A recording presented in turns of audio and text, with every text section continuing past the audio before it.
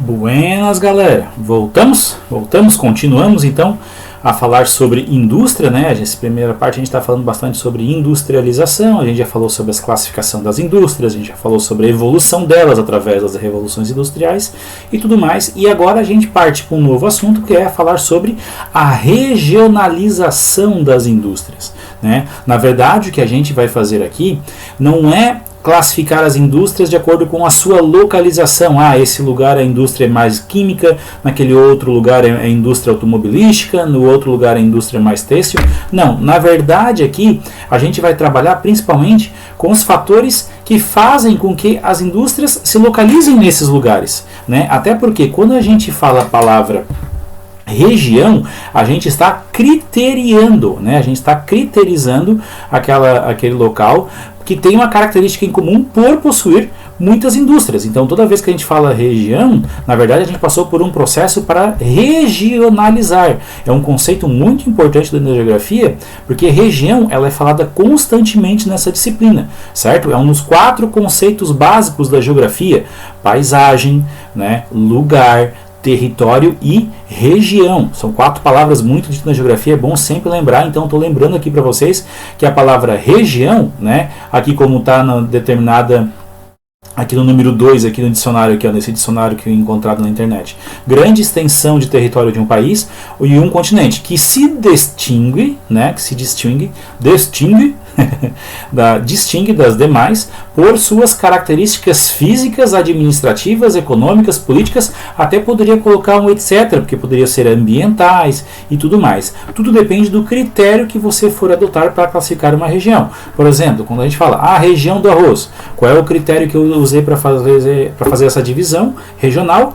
As regiões que tem, as áreas, aliás, os espaços que têm em comum as plantações de arroz, né? Então essa seria uma forma de se compor as regiões, né? A questão de principalmente criterizar, né? Usar um critério em especial. Então, no momento que eu chego à palavra região, eu passei por um processo de regionalização. Eu tive que regionalizar, pegar critérios para poder então classificar esses lugares, né? Separar em regiões. Ok, gente? Então, o ato de regionalizar um espaço é muito importante para o conhecimento geográfico. Por quê? Porque é a partir da regionalização que eu tenho como ponto de partida para entender por que naquele lugar possui muitas indústrias, no outro lugar possui poucas indústrias, ou em outros lugares nem indústrias possui, digamos assim. Então, essa é a situação, porque a partir do momento que eu tenho as regiões, eu tenho também as suas peculiaridades, porque eu criterizei cada um deles para se entender melhor, né? Como exemplo que eu estou dando agora aqui para vocês, vocês estão vendo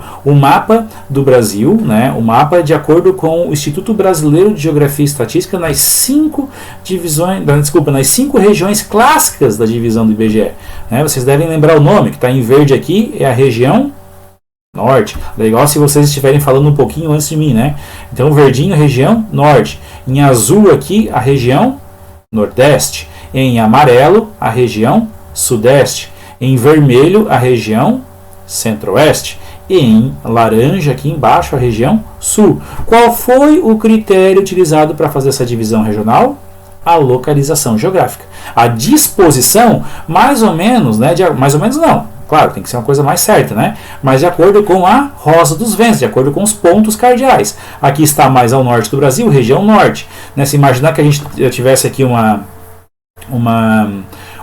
rosa dos ventos aqui nesse mapa, a gente ia conseguir localizar aqui ao norte, região norte, a nordeste, a região nordeste, a sudoeste, a região sudeste, né? Desculpa, a sudeste, a região sudeste, ao sul, a região sul. E por que região centro-oeste? Porque ela ocupa a porção central do Brasil, né? Até o Distrito Federal ele foi feito justamente, foi uma cidade criada justamente para ficar bem no centro do Brasil, equidistante, né, em relação à configuração como o mapa se apresenta, né, a porção central, e está, né, numa porção mais oeste, então centro-oeste. Diferente, né, de um outro critério de divisão regional, que é esse que apareceu aqui do lado agora aqui para vocês, bem aqui do meu lado, que é a divisão do Brasil em 3 macro-regiões, né? São as regiões geoeconômicas. Opa, falei uma palavra, geoeconômica. Então, qual que é o meu critério nessa divisão?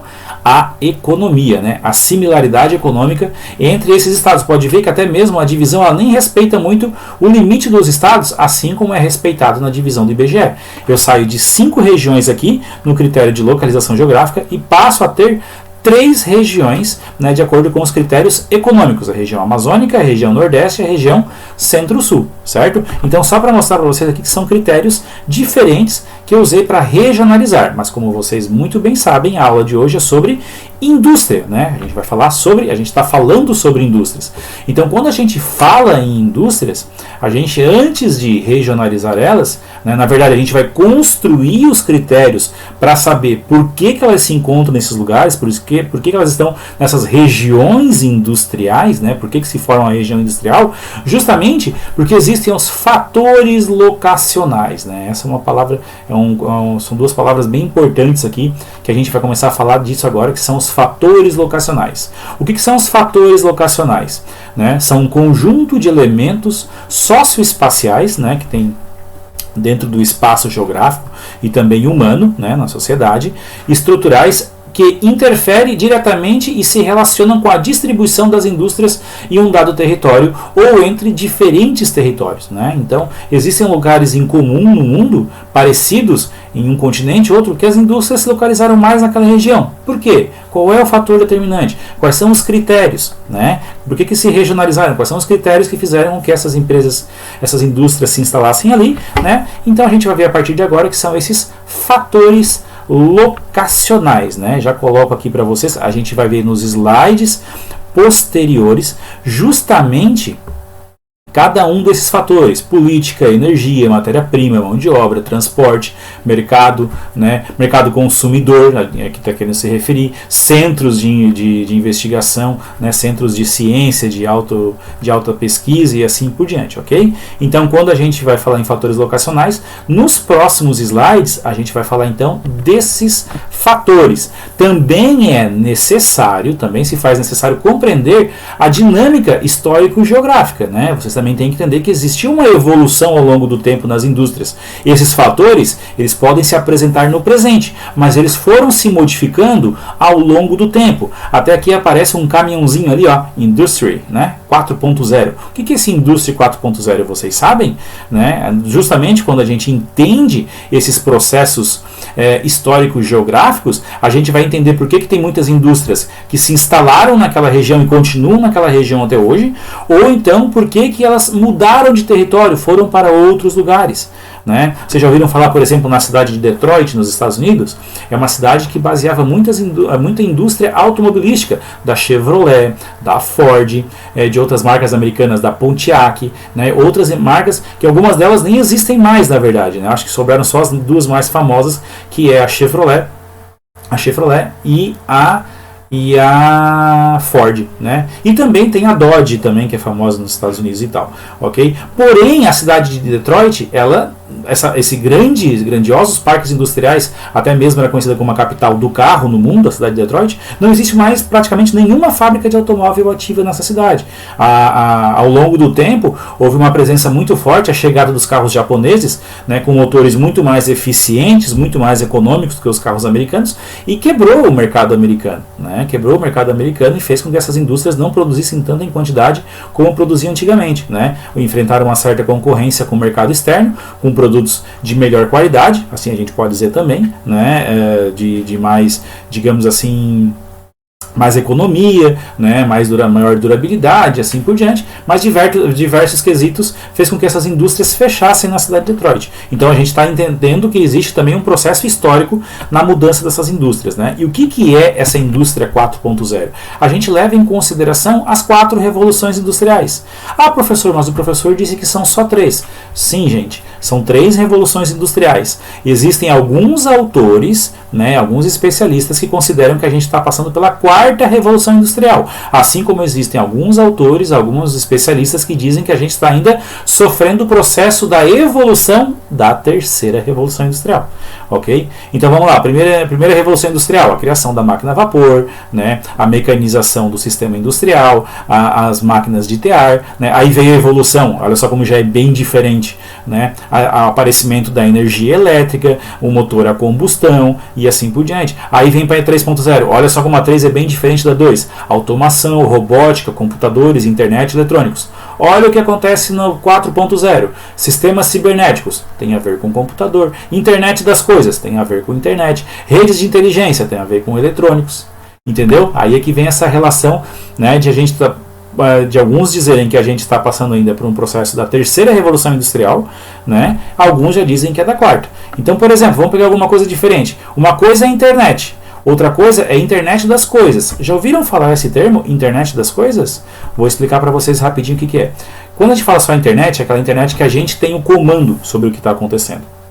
A gente que dá os comandos. A internet das coisas são as coisas ao nosso ao redor que dão comando para a internet para atender os nossos objetivos, digamos assim, né? Quando eu digo internet é no celular, é no computador, mas a geladeira já tem internet, né? A televisão já tem internet, vários aparelhos aos nossos arredores estão conectados à internet e eles estão ali formulando o tempo todo para proporcionar uma melhor vida para a gente. Por exemplo, uma geladeira que sabe lá que o ovo acabou, que tem um lugar que coloca o ovo, ela tem um sensor que sabe que não tem ovo ali, ela sabe que o ovo só tem mais 2, então ela manda uma mensagem para o teu celular dizendo que se tu for no mercado, tu tem que comprar ovo. Entendeu? Então essa é a internet das coisas. Todos aqueles aparelhos eletrônicos ao nosso redor estão conectados à internet, que possuem uma inteligência artificial e que podem então nos beneficiar de certa maneira, como eu acabei de explicar para vocês, né? Então a gente está passando, ou alguns ou não, né? A gente fala sobre a quarta revolução industrial, certo, gente? Bom, só antes de falar dos fatores locacionais, falar cada um deles, eu vou lembrar a vocês aqui que a gente vive no mercado, num sistema capitalista, né? Eu vou deixar vocês concluir a frase do professor agora, tá? Então vocês vão dizer, se a gente vive no mercado capitalista, o mercado capitalista, ele sempre preza o lucro. Se vocês falarem a palavra lucro, está certo. Se vocês falarem a palavra capital, também está correto, né? Lucro, ou seja, ter mais renda, né? O sistema de lucro, então, é o que o nosso sistema prega, né? Como está escrito aqui, ó. Sistema econômico baseado na legitimidade dos bens privados e na irrestrita liberdade de comércio e indústria, como principal objetivo de adquirir lucro. Por que eu coloquei esse dado aqui do dicionário para vocês? Justamente para a partir de agora a gente começar a se imaginar, né, vocês se imaginem como o dono de uma indústria. Vocês querem lucro, vocês querem ganhar dinheiro. Eu sou um empresário nesse momento, tenho uma indústria, eu vou instalar novas unidades industriais espalhadas pelo mundo, né? O que eu quero? Eu quero lucro, né? O que eu mais quero é obter mais dinheiro. Ah, mas tem pessoas que não são assim. Sim, tem pessoas que não são assim, gente. A gente tem pessoas boas, tem pessoas ruins, tem várias classificações, tem várias situações que a gente pode expor aí, né? A gente pode expor aquele agricultor que quer plantar o arroz orgânico, né, porque ele sente que ele vai ser menos agressivo ao meio ambiente dessa maneira e assim ele quer contribuir com o meio ambiente. Assim como a gente tem aquele agricultor que quer plantar o arroz orgânico, por quê? Porque ele é mais caro na hora de vender, então ele está buscando lucro. Obviamente, quando a gente está falando dessa forma, aí vocês começam a pensar que a maioria das pessoas querem mesmo é o lucro, né? Essa é a situação. Lembra da situação quando começou a greve dos caminhoneiros e aí teve aquele aumento absurdo do combustível?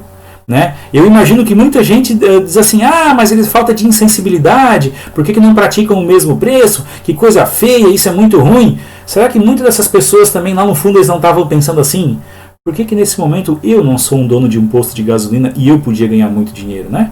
Sim, é isso que eu quero colocar na cabeça de vocês. Então nesse momento a gente vai ter que se imaginar, né, a partir das aulas que eu vou dar agora para vocês, dos fatores locacionais, que a gente está buscando lucro, que é o que a maioria das pessoas, a maioria dos empresários, né, das sociedades de economia aí, estão procurando, é o lucro. Então vamos para o primeiro fator locacional.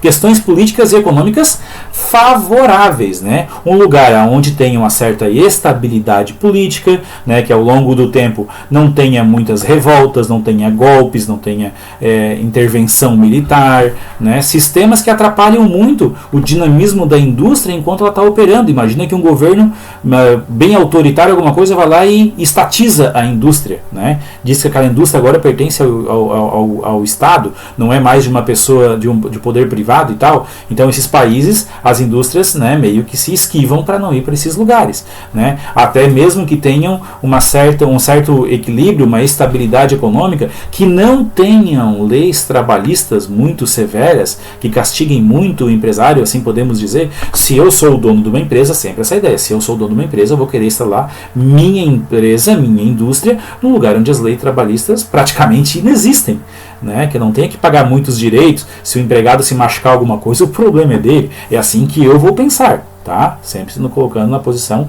de um industriário, certo, gente? Também vou procurar o quê? Mão de obra. Sim, vou precisar de pessoas para operar as máquinas, ou às vezes o trabalho nem precisa de máquina, é um trabalho totalmente manual, como o caso de costura, né? Trabalhar com indústria têxtil, os processos finais de uma indústria têxtil sempre envolve muita mão de obra, né? Ou de extração, enfim, várias situações em que de uma maneira ou de outra eu vou precisar de mão de obra, que nada mais é do que as pessoas que vão trabalhar na minha indústria.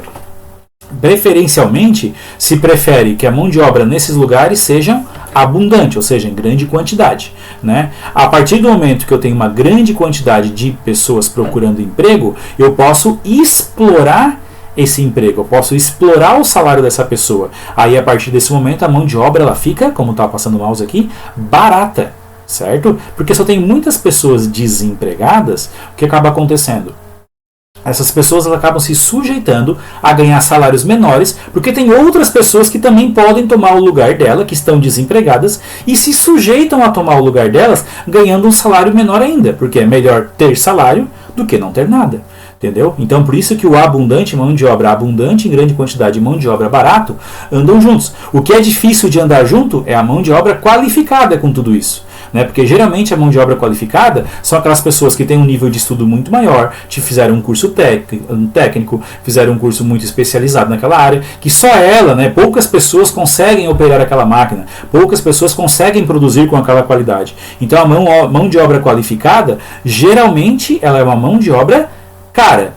Tudo aí vai depender de que tipo de indústria é que eu vou instalar naquela região, né? Se eu vou precisar ela qualificada ou não, se eu vou precisar dessa situação, para saber o que vale a pena para mim. Então sempre vou ter que ficar colocando todos esses fatores locacionais na balança, tá? Então nesse momento eu trago aqui para vocês uma propaganda, um marketing, né, do nosso Instituto Federal Catarinense, porque ele propriamente, o objetivo, né, o grande objetivo dos institutos federais, não só o catarinense, mas o Instituto Federal de Santa Catarina, né, o IFSC e outros mais espalhados pelo Brasil, certo? Eles buscam muito o desenvolvimento regional das indústrias, eles se adequam seus cursos técnicos de acordo com aquilo que é mais forte naquela região. Então aqui, por exemplo, aqui no sul de Santa Catarina, a agricultura familiar é muito forte. Então curso técnico em agropecuária, certo? Lá no norte de Santa Catarina, no norte litoral, região de Joinville, São Francisco do Sul e tal, lá naquela região, né, é muito forte a indústria metal-mecânica, né? Então tem curso de engenharia mecânica, tem curso técnico de produção têxtil e assim por diante, né? Então dependendo da região onde tem aquela vocação econômica, o Instituto Federal adapta seus cursos técnicos para aquela vocação econômica daquela região, né? Um marketing aí gratuito, certo? Vamos continuar, beleza, gente? Bom, outro fator locacional interessante é a localização da matéria-prima, né? Onde que eu vou extrair lá o meu minério, né? Pode ser de origem mineral, pode ser de origem vegetal, pode ser de origem animal, dependendo da situação, onde que eu vou instalar minha indústria para não ter tanto custo com transporte. Se bem que hoje em dia os acessos são muito mais fáceis do que eram anos atrás. Então aqui pode ser uma explicação, um dos fatores que não são tão importantes assim dos outros demais que eu falei e que ainda vou falar. Certo? Tudo depende também da quantidade que eu tenho de transportar, né? Uma siderúrgica, ela não pode ficar muito longe, por exemplo, de onde se extrai ferro, porque é muito pesado, né? Eu não posso, por exemplo, ter uma siderúrgica que opera lá na Rússia e que explora o minério aqui no Brasil. Se bem que isso até acontece, mas é uma coisa que não é muito viável, porque no fim da produção, o preço vai sair muito caro por causa do frete, né? Vou gastar muito com combustível para fazer a produção, certo? Mas a evolução da logística fez com que essas distâncias elas diminuíssem um pouco de certa maneira, né? Os navios estão maiores e mais rápidos, né? As estradas estão ficando cada vez melhores e assim por diante. Ao longo dos anos, esse é um dos fatores que tem perdido importância em relação aos outros, ok? Mas, quando eu falo em matéria-prima, eu estou falando muito de extração, né? Processos extrativistas. Alguns são com cuidados, né? Agricultura, pecuária, eu estou cultivando, mas tem aqueles que só extraem. Então eu tenho que me preocupar muito com os países onde as leis ambientais elas são mais severas. Ou se é um país, por exemplo, que a lei ambiental é severa, mas tem o suborno, tem a falta de fiscalização, tem vários fatores que eu posso usar aquilo que corrompe aquele país a meu favor. Né? Então lembra que eu estou usando, né? Eu sou um industriário, eu estou usando todas essas situações a meu favor para ter mais lucro. Então eu vou instalar minha indústria num país onde tem muita mão de obra, onde o político vai estar do meu lado, onde eles não vão fiscalizar a minha indústria porque eu vou pagar suborno. Tudo isso existe, né, gente? Infelizmente, a gente tem que falar assim, mas acaba existindo, a gente vê isso todos os dias nos noticiários, ok? Um fator muito importante também é a questão do transporte, né? O escoamento da produção. Tudo aquilo que eu produzo, eu tenho que ter uma certa facilidade para poder transportar para algum lugar, né? Seja via aérea, via marítima, via fluvial, através dos rios, seja por vias terrestres, por caminhões, vans, trens e assim por diante, né? Tudo isso eu tenho que me preocupar bastante também, porque é mais um lugar onde eu posso maximizar os meus lucros. Não gastar tanto assim em transportes, né, faz com que eu tenha lucro maior ainda. Imagina, por exemplo, que tem uma empresa que vende um produto a R$10 em um determinado lugar. Eu vou lá, me aproveito da mão de obra barata de um lugar, de várias situações daquele lugar, mas onde eu tenho que vender, lá onde aquela empresa também vende a R$10. Então, quando o meu produto chega lá naquele lugar, o frete saiu tão caro que o meu produto, quando chega lá, custa R$12. Ou seja, perdeu, não valeu a pena. Então, são todas situações que eu tenho que ir colocando na balança, imaginando, né, tudo planilhas, enfim, tudo isso. É um trabalho bem árduo aí de administrativos, né, e tal, para poder se chegar à situação de onde seria o melhor lugar para se instalar tal indústria, certo, gente? Mas, através disso, né, eu coloquei aqui, vou até lembrar agora para vocês, através dessa situação, muitos municípios, estados, países até, têm adotado os distritos industriais. O que é um distrito industrial? Quando a gente usa a palavra distrito, lembra muito aquele bairro que é distante da cidade, do eixo urbano, né? Aqui a gente tem a cidade de Araranguá, aí tem o distrito do Caveirazinho, digamos assim. Tem o distrito de Hercílio Luz. Né? É um lugar bem longe aqui, pertence a Araranguá, mas é um bairro que não está conectado urbanisticamente falando com a cidade de Araranguá. Ele é mais longe, tem que andar aí uns 5, 6, 7 quilômetros para chegar nesse distrito. Qual é a ideia do distrito industrial? É justamente criar esse bairro mais longe do eixo urbano, porque a indústria é barulho, a indústria é poluição, a indústria é movimento de veículos de grande porte. Então tudo isso atrapalha dentro de uma cidade, né? Dificulta muito a questão da poluição, a locomoção dos veículos de grande porte, né? O barulho e tudo mais. Então eles fazem uma parte mais separada da cidade e lá se localizam várias indústrias. E ali tudo se cria um nicho que facilita até mesmo para elas, porque muitas vezes uma indústria depende do produto de outra indústria para poder continuar sua produção. Entendeu? Como é o caso, por exemplo, da fábrica da Chevrolet em Capão da Canoa.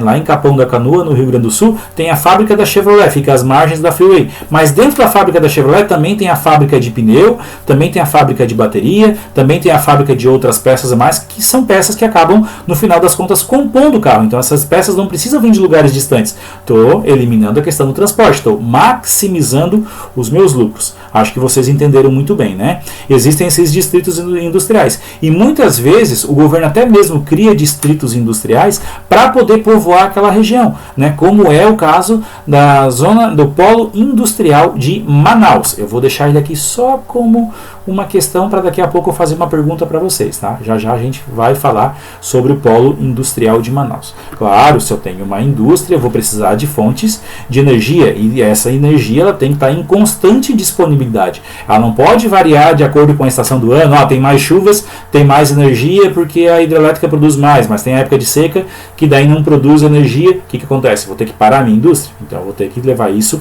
em consideração também. Às vezes tem um lugar que eu quero instalar uma grande indústria, mas aquela região não é capaz de fornecer toda a energia que eu preciso. Tem que levar isso em consideração também, ok? O próprio mercado consumidor, né? A questão de transporte, de política, de tudo isso, estabilidade econômica, tudo isso tem tudo a ver. É uma coisa muito fechada essa questão também do mercado consumidor, porque o que eu vou produzir, pessoas vão comprar. Melhor ainda se as pessoas que vão comprar estão próximos de onde eu estou produzindo. Elimina o frete. Preço mais barato, preço mais competitivo, maior consumo, né? Então, uma numerosidade de mercado consumidor, a proximidade desse mercado consumidor e o melhor de todos, né? A questão do poder de compra desse mercado consumidor.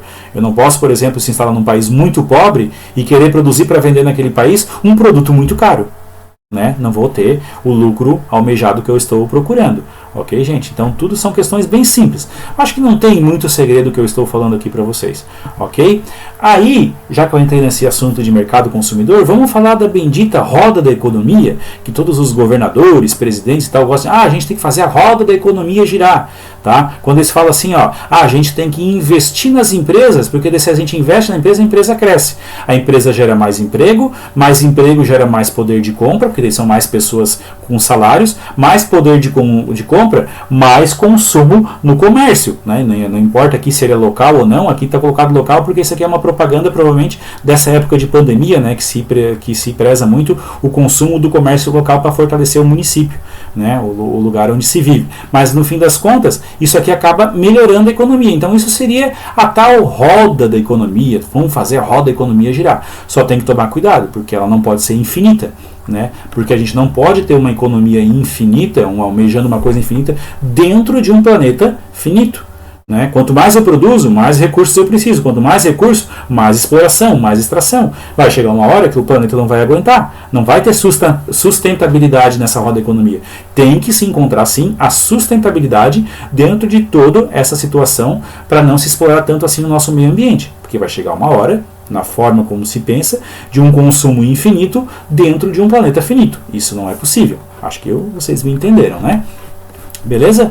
E um dos últimos fatores aqui, né, é a questão de onde eu for instalar minha indústria, eu ter também a base para dar manutenção a ela no que diz respeito a insumos, né, ou seja, outra indústria que produz aquele caso do Capão da Canoa, onde tem a fábrica da Chevrolet e da GM, né, General Motors, onde produz o Onix, né, onde se produz o Onix ali especial, mas enfim, ali dentro tem outras indústrias que fornecem insumos para aquela indústria principal, assim como também está perto de Porto Alegre, que é uma cidade grande, onde se eu precisar de algum profissional muito especializado, eu estou próximo também de um lugar onde tem mão de obra qualificada para esse tipo de manutenção, tá? Então esses são os fatores locacionais que eu acabei de explicar para vocês.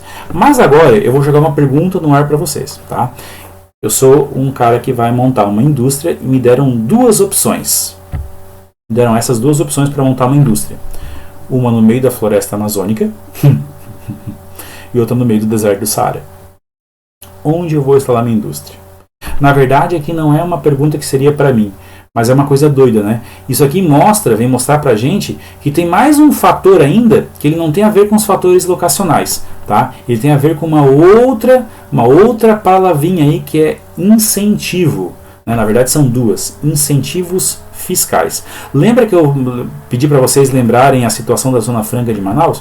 Pois é aqui que a gente está falando, né, lá no meio da floresta amazônica, o governo do Brasil, há 50, 60 anos atrás, incentivou a instalação de indústrias aqui. O que ele fez para fazer esse incentivo?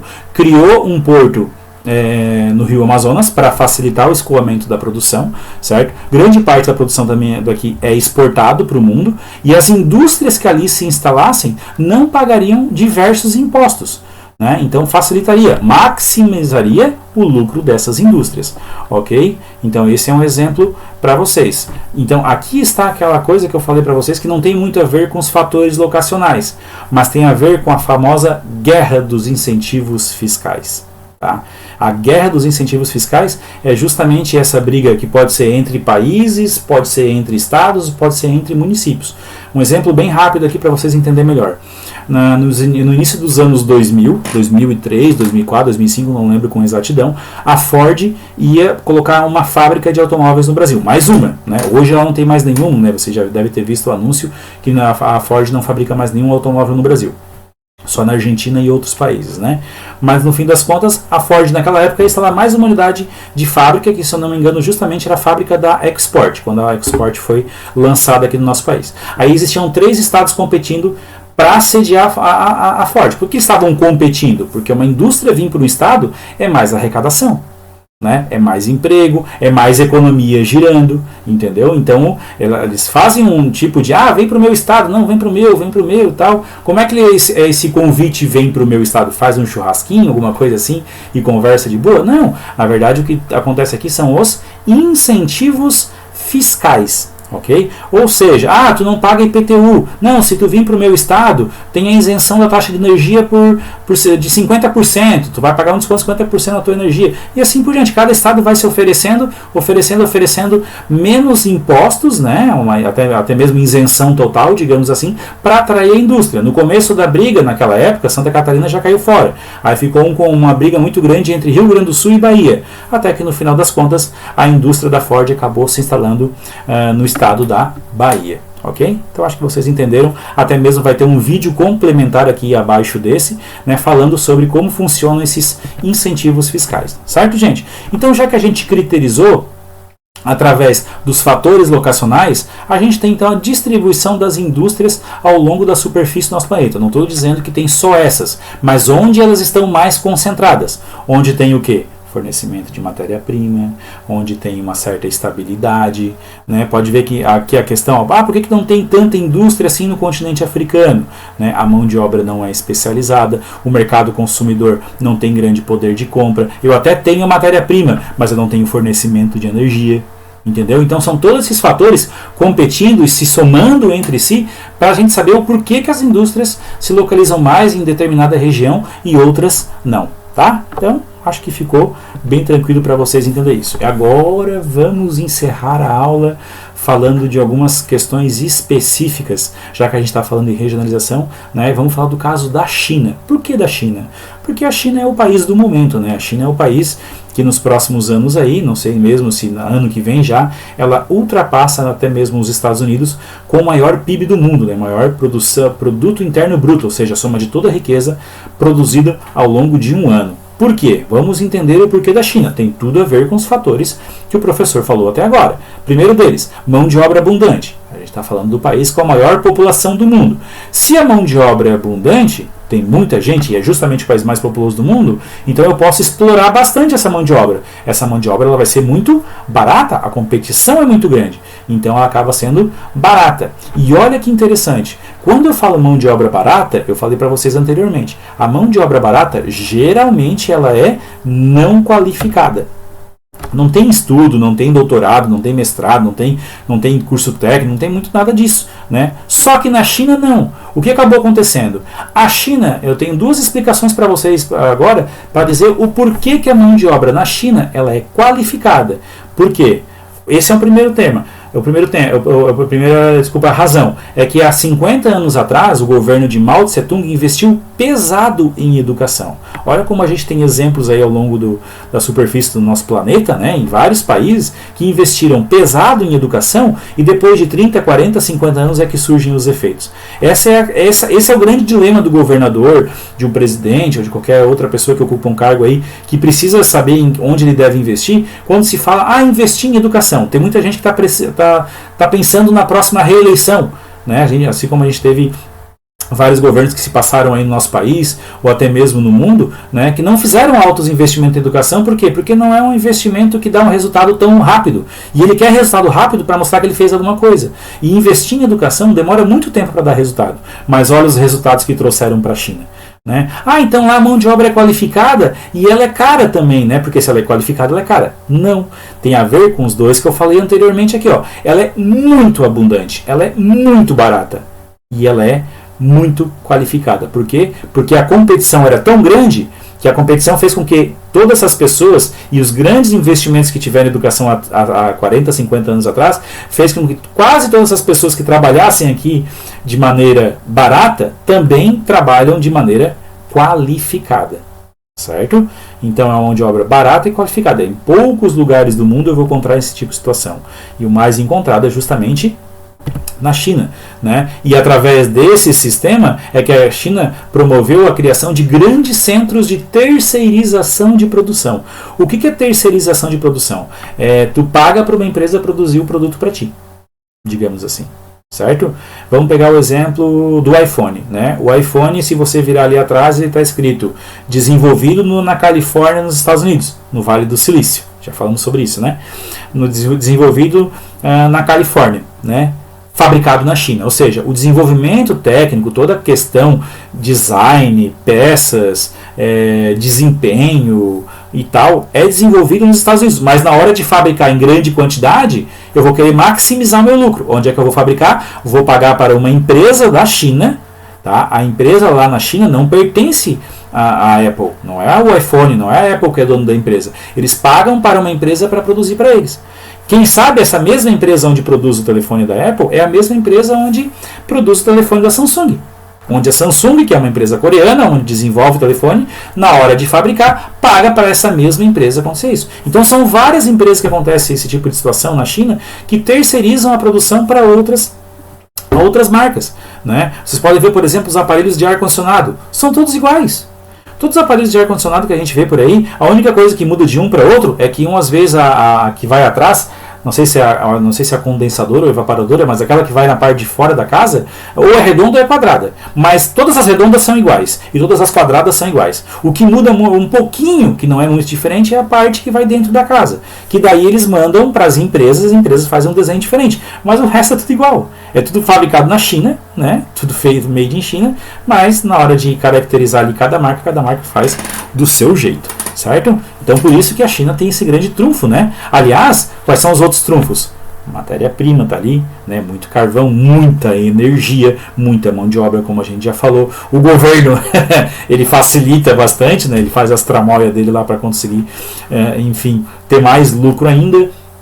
Outras coisas. Escoamento da produção, os portos mais movimentados do mundo, os melhores portos do mundo, com maior agilidade de carregamento de navios, também estão na China. Então, tudo isso, mercado consumidor, né? É o país mais populoso do mundo, então mercado consumidor gigantesco. Olha só quantos fatores a favor da China, daqueles que a gente falou até agora, faz com que ele seja um grande polo industrial no mundo. Certo, gente? Então, como eu acabei de falar para vocês, né, transporte, matéria-prima, energia, tudo isso também é a favor da China.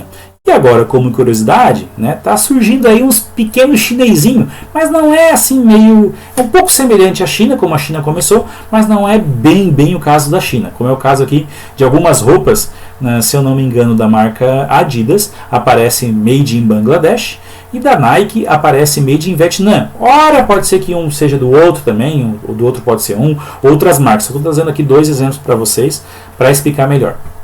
O que acontece com Bangladesh e Vietnã? Onde é que fica Bangladesh? Onde é que fica Vietnã? Vamos olhar no mapa. Bom, a gente tem o mapa mundi. Lá onde está circulando o mapa, esse país bem amarelinho aqui, se vocês lembram bem, é a Índia. Né? Vamos aumentar o tamanho dessa região aqui para o ladinho aqui. Ó. Em vermelho aqui, agora que nesse mapa ficou vermelho, é a Índia. Do ladinho da Índia eu tenho um país chamado Bangladesh. Myanmar, que teve um golpe militar agora faz uns 2, 3 meses que aconteceu, né? Tailândia, Laos, Vietnã, olha só, todo esse conjunto de países aqui são países pobres ou ricos? Pobres, né? Muito populosos? Muito populosos. Opa, muito populoso, mão de obra barata. Qualificada? Não é qualificada. Mas o que eu estou produzindo, eu preciso de qualidade de mão de obra para costurar roupa? Não. Então a exploração da mão de obra ali, ela é muito forte, ou seja, eu estou maximizando os meus lucros. Não sei se vocês sabem, mas provavelmente a Nike e a Adidas, eles não têm nenhuma máquina de costura. no nome deles? Nada. Eles só desenvolvem um produto e na hora de produzir, eles pagam empresas nesses países onde a mão de obra é muito barata para maximizar os seus lucros. Na verdade, eles vendem a marca. Claro que o produto no final vai ter que passar por um processo de qualidade para, enfim, no fim das contas, a marca também não fazer feio, né? Não posso produzir uma coisa ruim e botar meu símbolo. Se eles vão associar uma coisa ruim ao meu símbolo, a minha marca acaba perdendo o valor de mercado e eu perco. A Nike investe pesado em marketing, investe pesado em atletas e tal, para fazer sua propaganda, né? E assim também controla essa qualidade. Mas na hora de produzir, ela quer maximizar os seus lucros e terceiriza sua fabricação, assim como Adidas, assim como Puma, assim como Umbro, assim como várias marcas esportivas, e não só esportivas, outras marcas também aí e tal, né? Muito comum a gente ver, por exemplo, um guarda-chuva, abrir um guarda-chuva e está escrito Made in Camboja, digamos assim. Ah, mas precisa de qualidade de mão de obra para fazer um guarda-chuva? Não, né? Eu preciso de mão de obra barata. Essa é a questão, ok? Para complementar a aula também, aí é só uma curiosidade, não é uma obrigação de vocês, né? Quem tem acesso ao Netflix, né? Se vocês usam a conta de alguém ou se vocês são os pagadores da Netflix, é bem difícil encontrar isso, mas geralmente quando a gente abre o Netflix, o primeiro quadradinho é de quem paga, né? O perfil, o resto é tudo chupim. Nesse momento eu sou um desses chupins também.